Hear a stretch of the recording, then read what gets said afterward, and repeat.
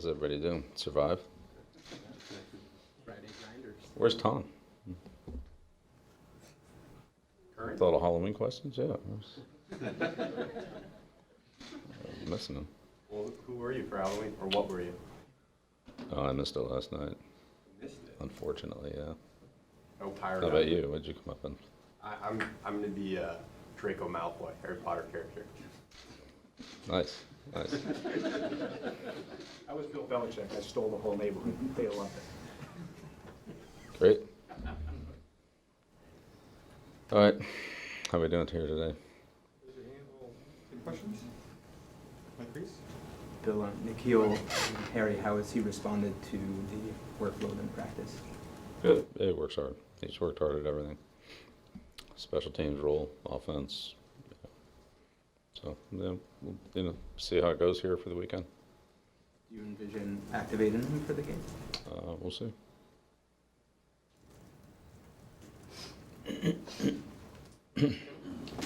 Bill, with all that turnover that you guys have had at receiver, how do you think Tom is playing, and how do you think he's handled there, and I guess the additions at tight end too?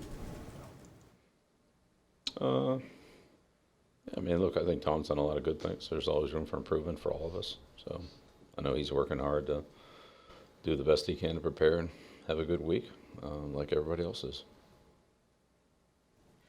Is he doing a good job working with those guys? I know, he, in some cases he hasn't had that long to bring them up to speed, but Yeah, no, he always does that. Doug Kai? Do you have to adjust defensively at all when you know that you're going up against a kicker like Justin Tucker? Well, you take it into consideration. Yeah, definitely. Yeah, you have to take it into consideration. It's playing on a little shorter field than you are normally. Yep. Do you consider him, I guess, the best kicker in the NFL right now? Is he in that rank? Best kicker in the history of the league, right? Yeah. We were fortunate to block one against him the last time we played him, but it's not easy. It's tough. He's a good player. Good kickoff. Good athlete. Good place kicker and a good kickoff man.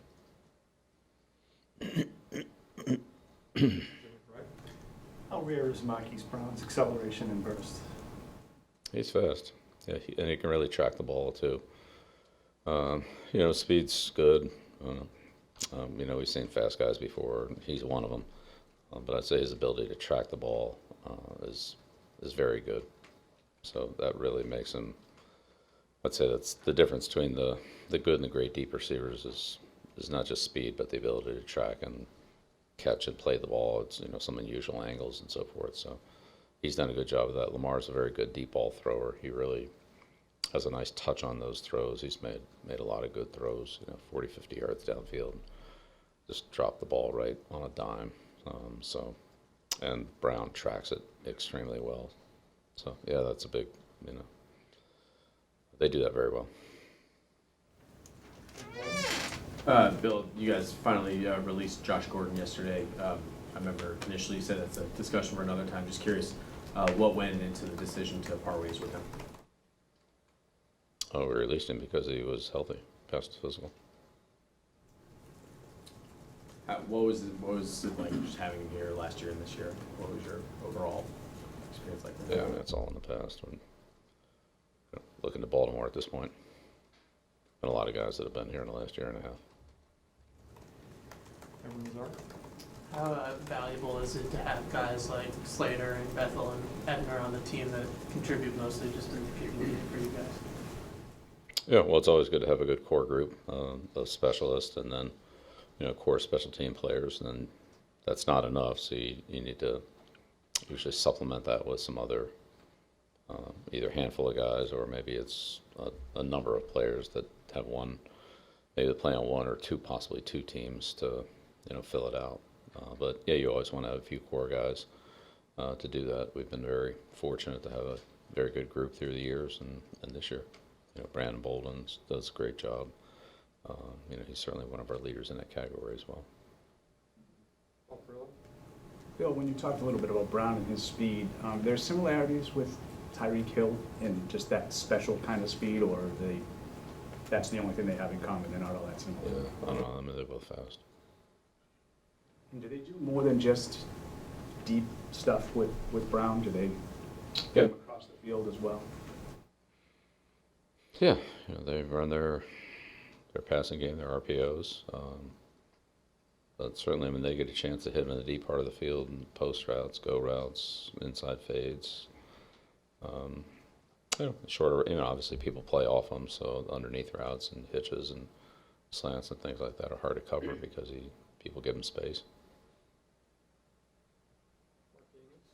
How was Isaiah Wynn looked in his first week back at practice?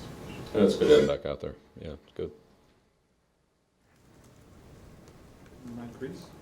Bill, I know you're focused more on ravens than horses. I was curious if you knew that there was a horse named in your honor running in the Breeders' Cup Juvenile today. Yep. 703, right? Knew that? You knew what your horse? Well, I have a little interest in that one, yeah. what do you think of the horse? Hope it runs fast. You like the name? Yeah, I'm good with it. Ken Ball? You mentioned this morning on another radio interview that you broke out some Carl Banks film to help teach your guys how to defend a run play.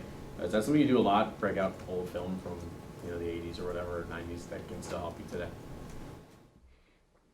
I'll do anything I can to help our football team, whatever that is.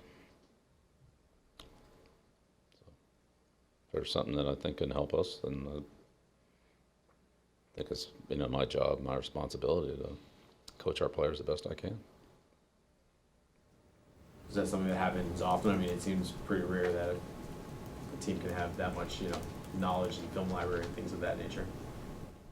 I don't know, probably if you talk to Vrabel and Brewski, they would tell you that it happened too often. So. It seems like the Ravens are kind of unique in that they run out of a pistol. Just like with having Lamar Jackson the quarterback, what makes that, maybe some of the benefits of that, and then from a defensive standpoint, like how does that affect how you prepare for that? Well, I think the advantage of the pistol is that you can go either way. Once the back offsets, you're limited in the number of plays that you can run to both sides. You have certain plays to the side he's on, and then you have certain plays away from him. You can kind of make some of those work by running them back to the middle and then back to the same side. But I don't know if it's quite the same. People don't do a lot of it. When he's in the pistol, both sides are the point of attack. So I think that's the advantage to it. Obviously from that position, the backs has further to go get involved in the passing game than it does when it's offset. Baltimore does both. They put him behind the quarterback most of the time in the pistol formation, but he's offset a decent amount of the time too. It's not like he's never offset. So it's kind of the same deal with the run and shoot. And the run and shoot, the quarterback was under center, but it was the same idea. So the back could get to either side and attack either side. Wasn't a big part of the passing game in that offense for the reasons I just articulated. So I think that's one of the things they get out of it a lot is that they can attack both sides. They can attack one side just as easily as the other side. Matt, you still have a question? No, it was asked. Okay. Henry? How do you think Sony Michel's vision is progressing? I think it's improved a lot. Yeah, I think it's improved a lot. Can you kind of share how that shows up in game to game? I think it's more play to play. Look at the play, and we've gone over the reads. We've gone over how he read it. How he, again, you want to try to understand what a player sees, and there's a lot to see. Some guys focus more on one thing than another. But we've talked to him a lot about what his keys are, what his reads are, what the progression of the reads are. Is you don't just read one guy after you get past that guy or get, after you deal with that particular block or that particular defender, then there's somebody else to deal with. So, we've talked a lot about that, and I think he's improved a lot. But, each play is a little bit different, and each key is a little bit different. So, it's no different than a pass play. Each pass play is, guys don't run the same route on every play, so the progression's different, and the spacing's different, and so forth. So, but yeah, no, I think he's done a good job of improving on that. He's worked really hard at it, and I think the results have been very positive. Final question, Doug Kai. Yeah, I know you're focused on the Ravens and everything, but is it always special for you to return to the Baltimore area? Yeah, sure. Yeah. Yeah, it is. Yeah. And I coached there for a year. Grew up in that area, so yeah. Well, there'll be a few Patriot fans there. Probably not many, but there'll be a couple. Still family back there? A little bit, yeah. A little bit, yeah. But, still the people that I knew from growing up there, high school, college, working there. Like I said, a year with the Colts. So, but they'll be outnumbered. All right. See you in Baltimore. All right. Thank you.